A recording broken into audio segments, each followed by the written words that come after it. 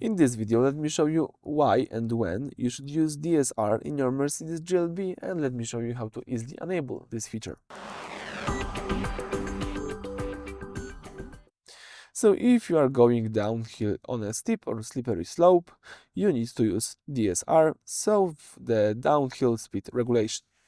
All you need to do is start by using the home screen, of course, swipe a few times until you see the last page with settings. Tap here settings. Let's choose the first tab, which is assistance, and choose the first one, which is driving.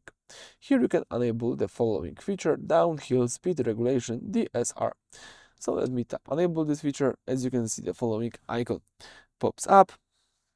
So this system acts like a low speed cruise control for steep descents. It automatically manages the brakes to keep you at steady, safe speed, so you can focus entirely on steering through the obstacles. It's perfect for off-roading or icy hills. Save this for the next adventure, but in my case, in the city, I won't be using this, of course, so let me disable the DSR.